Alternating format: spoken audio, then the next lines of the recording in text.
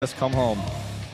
Now here's Terminator. His ratio so far has been kind of a rough one in Pro League in total. He's 23 and 35, and this season has lost his only map played. He hasn't played against Zerg just yet. But Terminator is a player you should never count out. Somebody who did really, really well in the individual leagues last year, and I feel like he's a good, solid all-around player, the kind of player you want to start with. Especially on a map like Star Station. So I think this is a good choice. Yeah, it does make sense. He's a very solid player. You want to put him out first.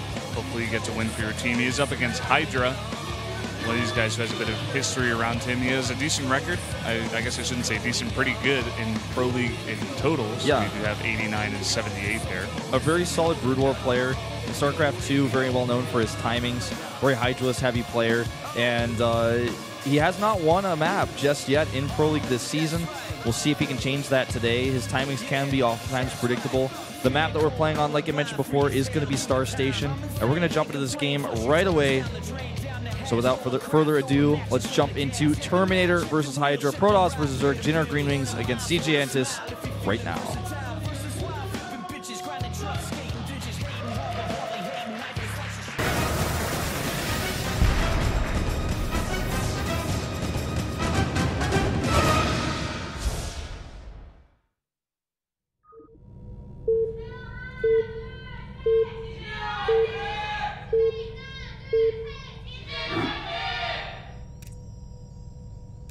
LTA는 SK텔레콤. Up here in the top left, we have the red Protoss representing JINAIR Greenwings. This is Terminator. Just reminds me of Arnold Schwarzenegger so much. Just his face even. And his opponent, of course, in the bottom right, are Zerg player. For CJ Entis, it's Hydra. And Hydra just so timing oriented when he plays, and that's something that I feel has really gotten him in trouble, especially in Code A when he was playing against players. Everybody was looking at him and saying, all right, I know exactly what you're going to do. You're just going to hit one of those verge timings. On this map, as a Protoss player, your third base is very exposed.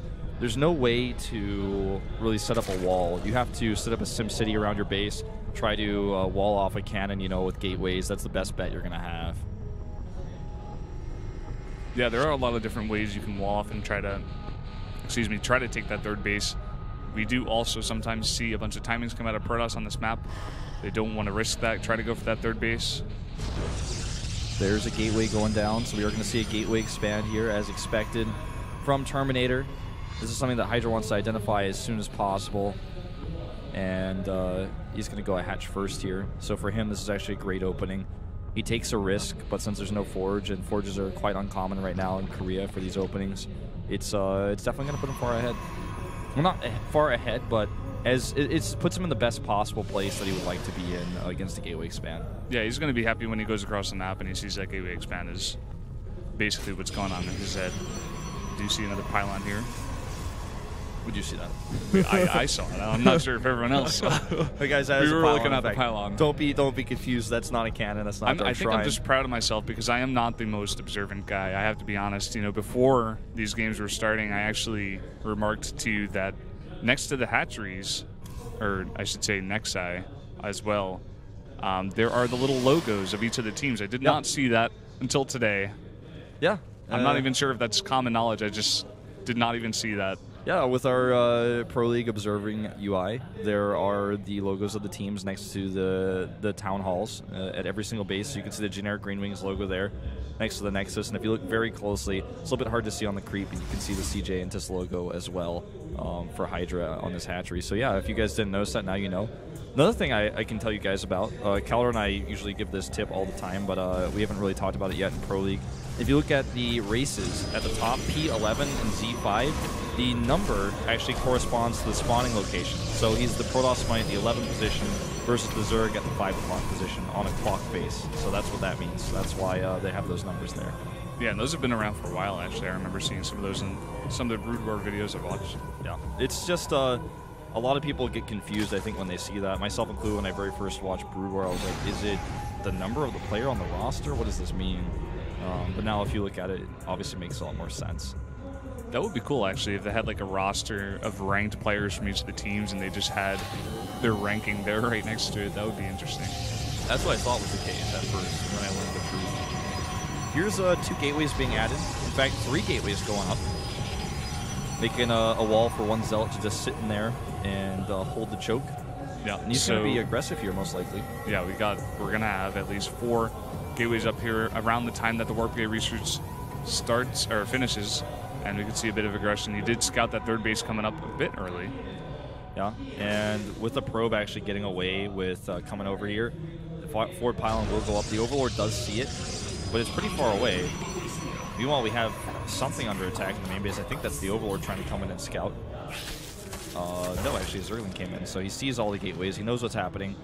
He's not actually making any units right now, on the other hand, and these Zealots are going to be a very big problem as a result. He sends only 4 Zerglings here. That's not going to be enough. Warp Gate research is almost done. Yeah, he doesn't have speed coming out at all. He has no gas mine just yet, so if there is a bit of aggression, could maybe possibly do some damage here.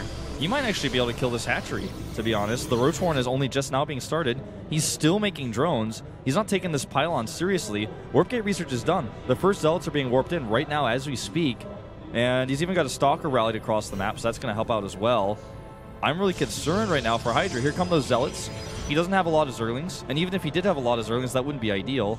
With the extra Queens he has, though, he could feel a little bit comfortable against the first wave of Zealots. Yeah, the Queens are definitely going to help How did those Zerglings get in there? I have no idea. Is this not walled off, or was he not on hold command?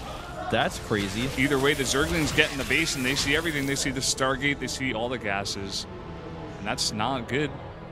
He doesn't actually commit to the Zealot aggression. He forces a lot of Zerglings. And in retrospect, with all the Queens at the front, I don't think he could have even tried to force a cancel, or not a cancel, but a kill on the hatchery. Yeah, Hydra did a good job waiting until the exact last moment he could possibly, if there was any aggression coming out. Yeah, I also misread how much larva he had, so he was actually totally fine there.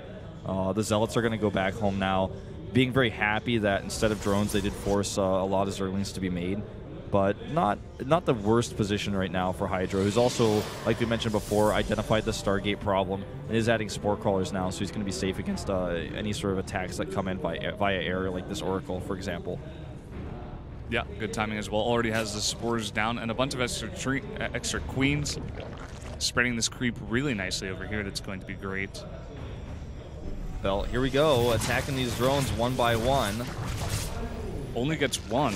Kind of attacked 2 of them, kind of switching off there as 1 drone microed away. That was good reaction by Hydra, and the Oracle stays alive, which is kind of annoying. It's not going to be able to get much done for the rest of the game. Can only be a bit of a pest, a bit of a scout, and maybe force a cancel on a 4th base or kill a drone that's going to make a 4th base. That's basically all it's going to be able to do. The Overlords that are, I believe they're now both cleared. Yeah, they just both got cleared up in the north. So they're, oh, no, only one of them. So again, I don't have my own observing PC, so I'm kind of stuck with what you guys can see. It means that he's not going to be able to identify the 3rd Nexus, which is what I was going to say, but he does actually have an Overlord near the 3rd base, so he could fly over and check it. It's going to be really important for him to know. Yeah, he wants to make sure he gets that vision on that Nexus. He did see that pylon going down, so he probably has a good idea. He is adding that Spire now. That is a big tech choice right now. He's also getting that Roach speed, as well as adding 6 Roaches. Yeah, 6 Roaches coming out. Spire being added here as well. Most likely for well, he could go Mutalisk here, but it could also just be a Spire for safety, since he didn't see a 3rd base until now for certain. He sees it. And this run by not going to get anything done. Unless there's actually a hole in that gateway wall. I'm not exactly sure what happened earlier. That's just a mystery. Yeah, it either was not on hold command, or he was just, there is a hole. I doubt there's a hole in that. It looks pretty tight. Yeah. You see this Oracle being annoying still, trying to come in and get whatever scouting information he can get. He did see that Spire, and he does see this 4th base as well. Yeah, seeing both of those is really critical right now. And with the gas we have saved up here for Hydra, it's definitely going to be for Mutalisk. Not really that safety Spire that it could have potentially been. And now he's identified what he's up against, so Mutalisk a great choice here. Starts 12 of them, dumps all of his gas into Mutalisk right away. And with the tech for Terminator, he doesn't have Blink just yet. He only is going to have +1. And with all that information that he was able to see, Hydra that is, the Mulus choice is one that he can use to go in here, harass, bounce between the bases, try to get some probe kills, and keep the Protoss back while he takes a fourth. Yeah, and Terminator's deciding to respond to this by continuing with that Robo Bay, but also adding another Stargate, starting to pump out some Phoenixes. Yeah, he's trying to get them out as soon as possible, as well as get those cannons up. He even gets +1 for his Phoenixes, knowing this is going to help his Void Rays that he has out now, and the Void Rays that he'll have later on. Ooh, that's a painful loss there. He does identify which direction the Mutalisks are coming from on the other hand. Yeah, free candy for Hydra, taking out that scouting Void Ray. But here come the Mutas. How much damage can they do? There's a big bunch of them. The Photon Overcharge goes down. There are 2 Phoenixes as well. He is kind of staying over there for a little bit. Yep, and I think he's got enough for one more overcharge. There it is on the main base Nexus. So now the Mutalisks is actually running out of space to run to here. 3 Phoenixes chasing them down. The defense here for Terminator is actually so solid, and the Mutalisks get very little damage done and are forced to run away now. Yeah, and there's only 7 of them left, so judging by the 12 that he made at the beginning, I think he made 4 more, but he is adding 8 and 10 now. It seemed like he lost a good bit of those Mutas for not much damage done, besides the Mothership Core energy and the Mothership itself. This is actually a great choice to go ahead and identify what's up over here. He's also going to maybe get that Queen with the Zealots that he warped in at that pylon. If he runs in there later, the Queen already weakened, if not dead. It looks like he saved it there at the last second. So this is a great way to get information about what sort of static defense is over his opponent's base. This is so many Mutalisks, Brendan, but if he actually gets defended this time, then he's going to be way behind because he spent all of his gas on Mutalisks essentially. Oh no, these Zealots need to be targeting something else, not standing over there. Yeah, the idea, I guess, was to come in here and maybe try to target the hatchery, but they were just kind of standing on the creep for a while. Just getting cleaned up by all of those Mutas, like we mentioned, and still 6 more coming out, as well as that Infestor Pit. And now 5 bases up for Hydra to the 3 of Terminator. Don't forget that keeping the Mutalisks away from Terminator for any period of time is so important for him, because this gives him more time to get that Phoenix count up. He has a 2nd Stargate up now. He's making double Phoenixes at a time, and also is trying to get that Fleet Beacon up. That Colossus may be as good as dead, but no, he just doesn't have enough DPS. He can't fight against those Phoenixes. If he just tries to target there, it's going to take too long. He's going to lose way too much. He already lost a little bit. I'm a little bit shocked that he's so gung-ho on continuing to make Mutalisks at this point, despite the fact that there's so many Phoenixes already out on the map.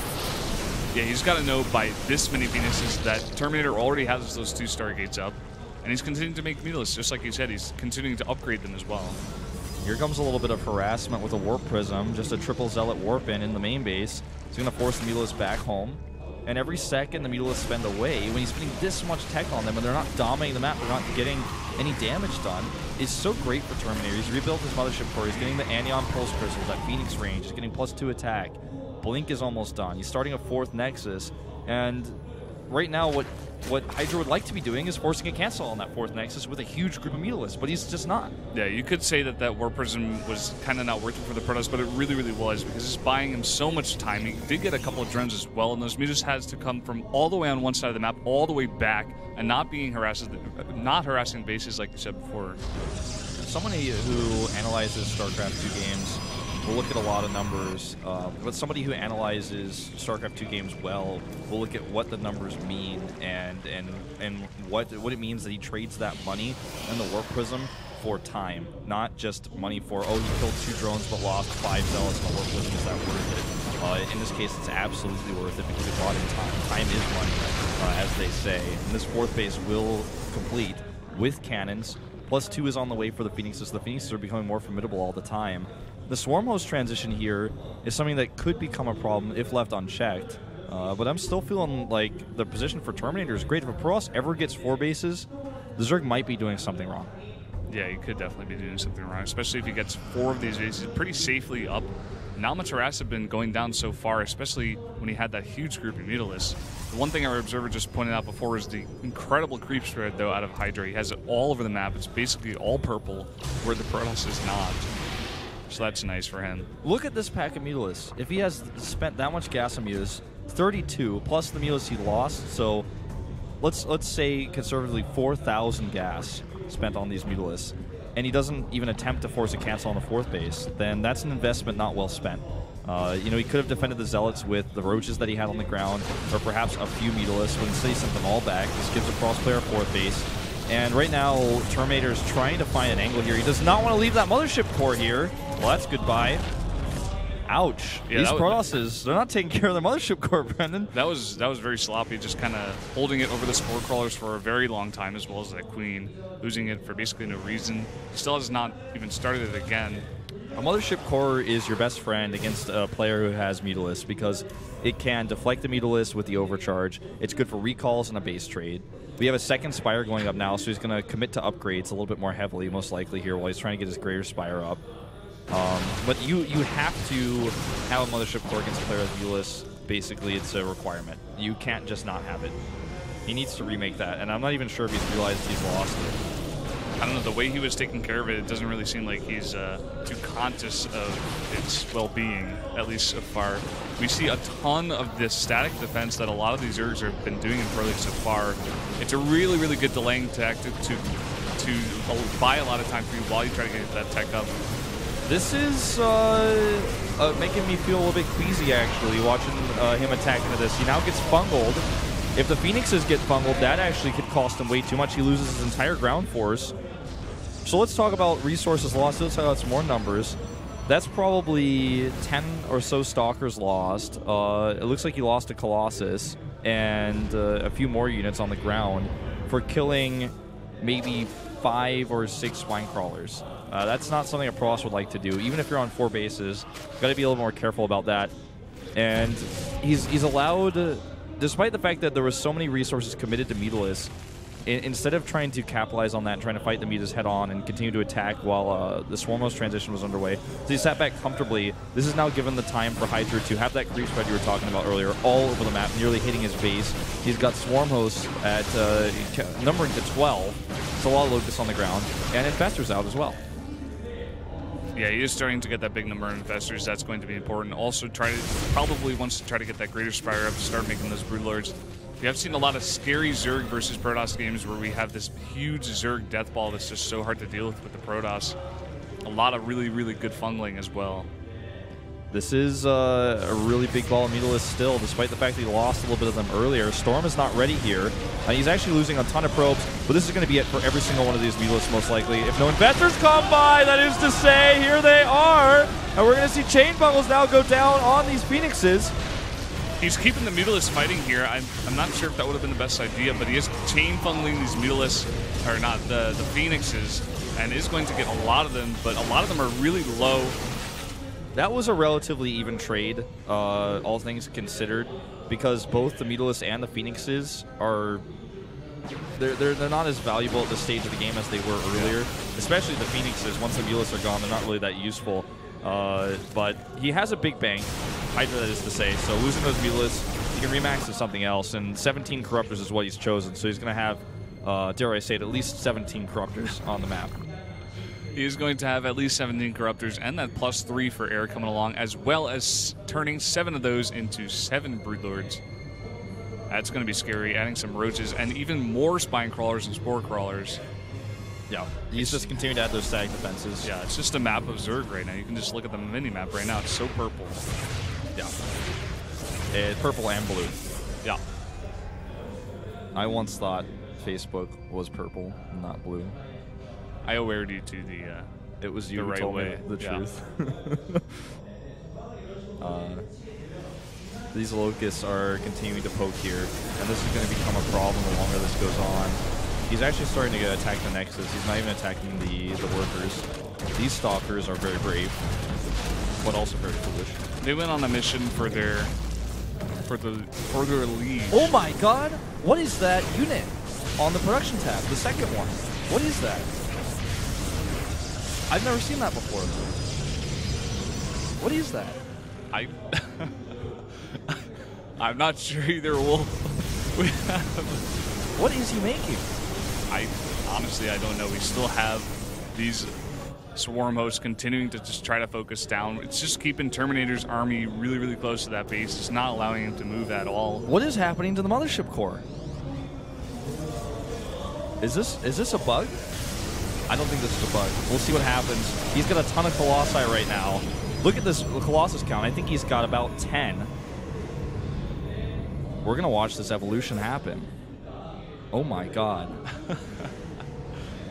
It's almost ready. I heard stories about this. Does it make them invisible? Whoa! Okay, this is really interesting. He's going to have to deal with this big problem because now all the Colossi are invisible, and there's a fungal on the Phoenixes. He would like to get the Void Rays if he can. It's much more important, and he does get some of those Void Rays there this time. But there are so many Colossi here that are keeping a lot of these Infestors back. And with this Observer right over all these Swarm hosts, it's going to be really hard. The Broodlords come in trying to take out a lot of these Colossi, but there's so many, and they're all invisible. They're all invisible here, and those Broodlords actually having some trouble here. Now there's no more anti-air. Spore Crawley starting to help out, and the Colossi coming through at the back. This is a very unfortunate situation for Hydra, who's now desperately trying to decide exactly how he wants to remax. And what is that on the production tab on the third thing on the Protoss? I have never seen these before. A bunch of these units that are just not used are coming into use right now. Very well for Terminator. This looks like a really scary army. He's still maxed right now, and he's just pushing over this base in the Zerg. I'm speechless right now. More Swarm hosts in production because he knows he needs to get Locust here to try to buy time for those Colossi. And well, this is a really stressful situation for Hydra because he's depleted his bank multiple times, and now he's lost his bases as well. If he loses this base at the 6 o'clock expansion, then that's lights out for him. He needs that mining base. He cannot just operate off of the one at the 3 o'clock. Was there a new patch that came out last night? What is this? Is that a carrier? This is, of course, the carrier making its way across the map. Well, I'm speechless. The Mothership Core turned into an Arbiter, and now we've got carriers. Wow. 2 Vipers on the way. A Viper can actually pull the Mothership. To get back to more of a serious note, so that actually could become a problem. The Mothership actually takes so long to build. That's why you don't really see it in competitive play. But it can be quite useful against Locust, because if the Locust can't actually see anything, then they can't fire. So he needs to bring Overseers with his army, and that's not really going to work against that much firepower. So Locust can't actually participate in this, unless the High Templar get a little bit ahead of themselves. That's 3 High Templar for free, basically, for those Locusts. And like you said, he cannot lose his base, his mining base. He is trying to take this other one up here at the 2 o'clock, but this little rogue band of Stalkers is trying to do some damage over there. He's not going to let that get up. It gets canceled. Well, he really needs to get an Abduct off on the Mothership. That's step 1 here. Or a Neural, but he doesn't have Neural Parasite Research. Seems like he's trying to poke here with the Corruptors, but he's not doing so well so far. Here comes those Vipers. We need to get a shot of this. This has to be seen. Oh, he abducts something. He gets the Mothership. Goodbye. All right, that's exactly what he needed right now. With that gone, it's going to be a lot easier to deal with this, even though it's still going to be incredibly hard, especially with this rogue band of Stalkers still doing a lot of damage. Hydra is just not as mobile as Terminator is right now. And like you said, this rogue band of Stalkers is starting to become a problem because it's stopping his mining, and he's rebuilt a bank. Fortunately for him, because he's using these free units, and uh-oh, these Stalkers are becoming an even larger problem as they're even starting to take out Broodlords now. Uh-oh, where are the Fungals? He needs them. There's a good yank on the Void Ray, at least he gets that. He does get a nice bundle onto a lot of those Void Rays, which is really good, but we have a bunch of these High Templar that are going to storm a bunch. Another nice bundle here. He needs to chain these and get these Corruptors in to do a bunch of damage. There's just way too much DPS in those Void Rays. He needs to eliminate those. One more Fungal does a little bit more damage, but he needs 2 or 3 more to actually finish them off. If they're not dead, they're still doing their damage. 3 more on the way, and another Arbiter on the production tab. +2 shields coming out as well. Perhaps that's +3. I don't see it get +3 too often, but I think that's +2. Regardless, he's getting the shield upgrades, which is great for not only his ground army, but also the air units. And look at this, trying to use this static defense to move over here and protect this base, but these 4 Zealots saying no for now. Making a bunch of those Infestors, he really needs those right now. Those Fungals are so important for keeping that army down and away from his base. I feel like I've seen it all after I've watched this game. How many Colossi does he have? I think he's got like 7 left now, which is still enough to deal with these Locusts. One thing we haven't seen in this game so far yet is Dark Templar, and he's making that Dark Shrine right now. Yeah. So he is going to treat us to that. So you're more observant than you think. You notice the last tech structure missing there. Don't flatter me. One thing that we've seen players use the Mothership for in the past in Wings of Liberty is actually to just camp it on top of a base against attacks. So the Zerg has to just bring detection in order to kill the base. You can see a Mothership just camp on top of a Nexus, and then the Locusts come over and they're like, well, I can't shoot it because I can't see it. That's what we see now, but they're starting to shoot at the probes that are visible instead. And actually, that's funny that he uses it for exactly that, but unfortunately for him, can't use the overcharge while it's in Mothership form. So the base is still under attack here. So much damage here. Where are the Infestors? There they are. They need to be where this death ball of Protoss is. The carrier in the middle leading the charge. That's the commander. Yep. Terminator's on that ship. It looked like he might have been moving his stuff, but again, just keeping it still over here. It looks like he's going to let this base go down. It'll just take him too long to get over there, try to re-burrow his swarm host and get the Infestors over there. Starting to get the armor right now for his air. He's already got the shields all the way upgraded, and the attack as well. So this air army is as strong as it gets. The only way for it to get stronger would be to kill the carrier and then replace it with a Void Ray. That's the only way it could be any stronger. I fear for Hydra here because he has to have perfect fungals and perhaps even abducts too if he has any Vipers left. Here's the first fungal. It's decent. Yeah, it gets off that High Templar trying to feed back as many of these Infestors before they get in line, and getting 3 of those right in a row without any fungals coming out. Yeah, that was Hydra just queuing up the fungals, and he queued them up so the Infestors just kept walking even after the High Templar were in range there, and he just feed back those. 5 more High Templar coming in to replace the ones he lost. More Archons coming out as well, which means it's hard for the Corruptors to actually go on top of this army because the Archons are going to do so much DPS on top of the Storms. Another Warp in his Zealots down here is going to cancel this hatchery. Ooh, no cancel. He's got minerals to spare, but still, every mineral counts. Yeah, we even see his supply right now. He's running out of Overlords, which is funny enough. A bunch of them just come out right now. Now he's going to be able to view some. He gets a bunch of nice fungals onto a bulk of the army, but look at the Zerg army. It's not that big. Respect the Void Rays. That's what I'm saying. Here they come. Killing the Corruptors one by one here. Storm goes down. Second Storm goes down. The carrier is still alive. Building Interceptors. The Interceptors are fighting as well. And if you are losing units to Interceptors, you have probably lost the game. 2,000 gas turns into 16 Corruptors here. But the Corruptors he has on the map are already starting to fall. Now the Swarm hosts are going to go down as well. And I think this is the end for Hydra in game number 1. Things are just getting worse and worse for CJ Entis right now. GG.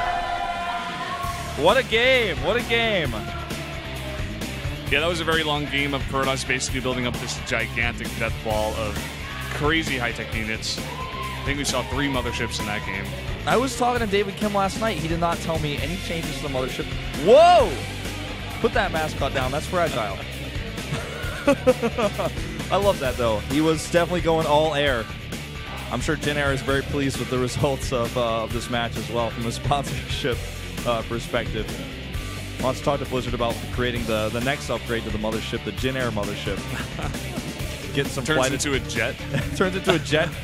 Really attractive flight stewardesses. It blows up and well, that wouldn't really be good for us from a sponsorship perspective. Yeah, that wouldn't be good. No. I think.